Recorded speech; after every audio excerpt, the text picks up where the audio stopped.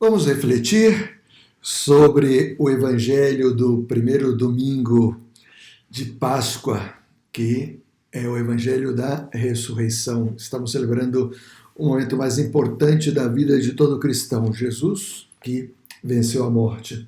Então vamos refletir, conversar um pouco sobre o capítulo 20 de São João, dos versículos 1 e 9. O contexto geral da ressurreição é muito interessante porque nós não temos testemunhas da ressurreição de Jesus. Os evangelhos narram o que aconteceu depois da ressurreição, mas o momento mesmo da ressurreição nós não temos relatos, porque é um momento sobrenatural. A ressurreição é um evento que transcende a capacidade dos sentidos de perceber. Porque a ressurreição não é uma ressuscitação. A ressuscitação é quando uma pessoa que estava morta volta à vida. O Evangelho tem alguns relatos sobre isso, né? Lázaro estava morto no quarto dia. Jesus foi e o ressuscitou. Ele voltou ao mesmo corpo que ele tinha antes. Talvez melhoradinho, né? Porque estava já meio que se descompondo, né? Em decomposição. Aconteceu algo semelhante com a filha da viúva, o filho da viúva de Naim, também estava morto, a filha do chefe da sinagoga. Então, eram pessoas que estavam mortas e voltavam à vida, mas no mesmo corpo que tinham. Ou seja, elas voltaram a morrer depois. A ressurreição de Jesus é completamente diferente, porque ele ressuscita no corpo glorioso, um corpo que nós vamos receber no final dos tempos, na segunda vinda de Cristo, quando todo esse mundo terminar e venha a nova criação. Então, esse momento, ninguém foi testemunha. Os evangelhos vão narrar o que aconteceu depois. E a narração de hoje começa com o seguinte: no primeiro dia da semana, Maria Madalena vai ao sepulcro de madrugada, quando ainda estava escuro. Jesus, ele morreu na sexta-feira. No dia seguinte era o sábado. Não se poderia fazer nada no sábado, porque para os judeus o sábado é o dia sagrado. Então, o sábado começa na véspera do dia anterior, né?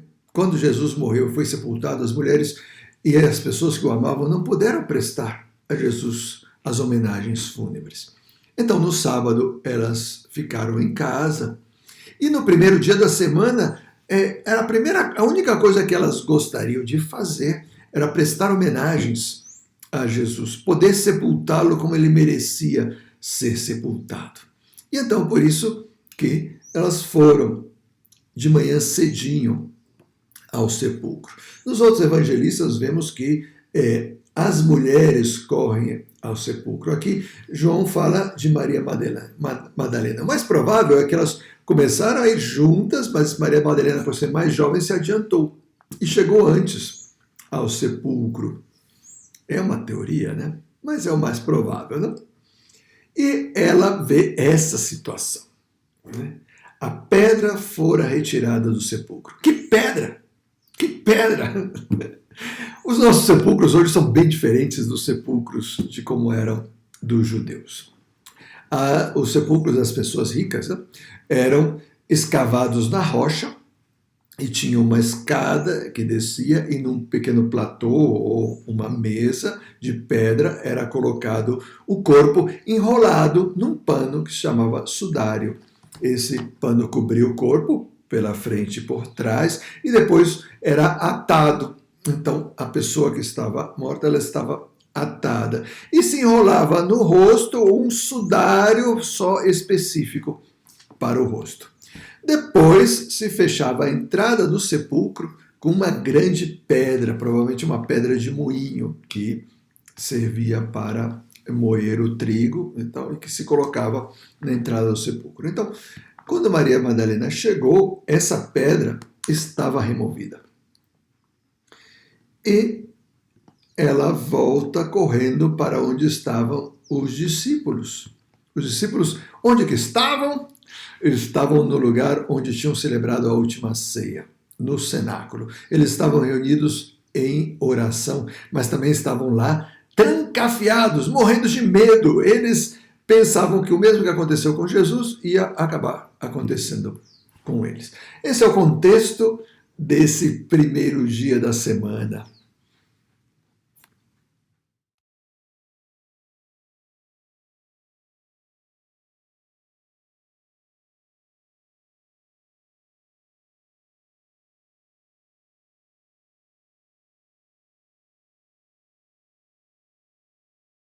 Vamos responder às perguntas. O que poderia estar passando no coração de Maria Madalena? É muito difícil saber isso, mas pois vamos avançar algumas possibilidades, né? Primeiro, quando ela corre, ela vai até os discípulos e diz: retiraram o Senhor do sepulcro e não sabemos onde o colocar. Então a primeira coisa que fica claro aqui é que Maria Madalena não acreditava na ressurreição de Jesus. Isso não entrava no seu imaginário. Ainda que Jesus tinha falado sobre isso, ele tinha dito 3 vezes que ele ia morrer e que ele ia ressuscitar. E Maria Madalena sabia disso, ou melhor, tinha escutado isso. Mas como que ela ia imaginar que isso poderia acontecer?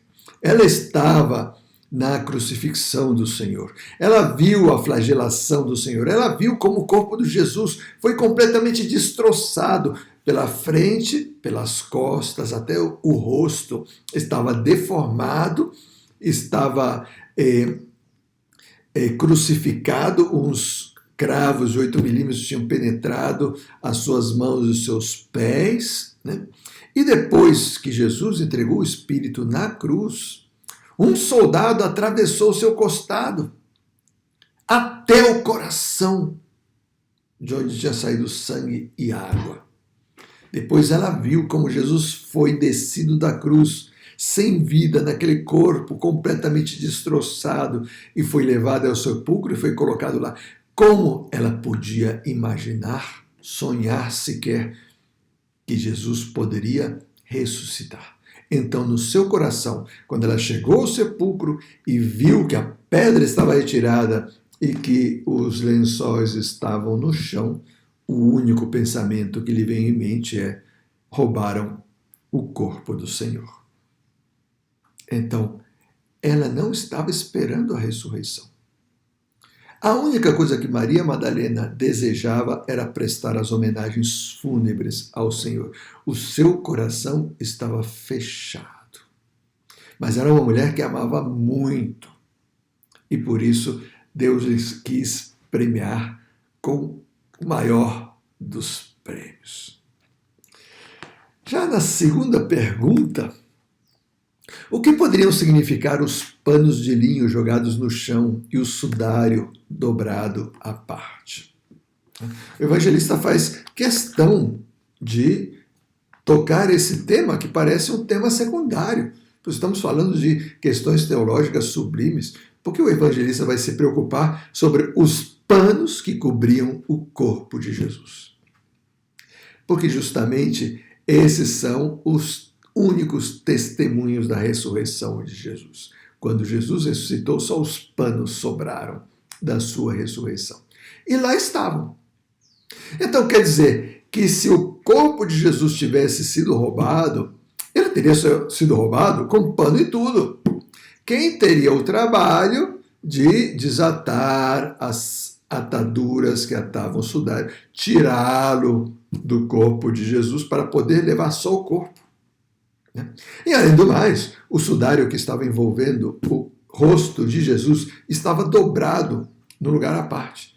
Que ladrão teria o detalhe de dobrar? Eu vou roubar o corpo, mas deixa eu deixar o sudário aqui dobradinho para as pessoas poderem guardar como relíquia. Não. O evangelista estava dizendo, em outras palavras, que os sinais da ressurreição estavam aí. Como sempre, a fé implica uma transcendência dos nossos sentidos. A fé não é o que nós vemos, o que nós tocamos, porque isso é evidência. A fé é acreditar apesar dos sentidos não acompanharem. Mas é uma fé informada.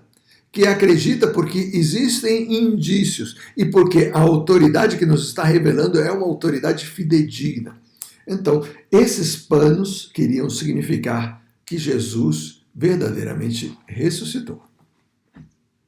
Terceira pergunta: por que os discípulos tinham tanta dificuldade em crer na ressurreição? Talvez eu pergunto para vocês: vocês acreditariam se Jesus tivesse dito para vocês, olha, eu vou ressuscitar? É verdade que ele já tinha ressuscitado a outros, mas é diferente você ressuscitar a outros e ressuscitar a si mesmo. Porque a morte é o símbolo da derrota final. É o único inimigo que o ser humano nunca conseguiu vencer, a morte. As pessoas, por mais que tenham feito coisas grandes, por mais que a medicina tenha avançado, elas sempre morrem. Por mais importantes que elas sejam, por mais títulos que elas tenham, por melhor saúde que elas tenham, por maiores as suas conquistas, elas sempre morrem. Os cemitérios estão cheios de pessoas imprescindíveis. Quer dizer, a morte parece ser que tem sempre a última palavra. Então, como que Jesus poderia vencer a morte? Os profetas morreram? Todos os patriarcas morreram? Como ele poderia ressuscitar?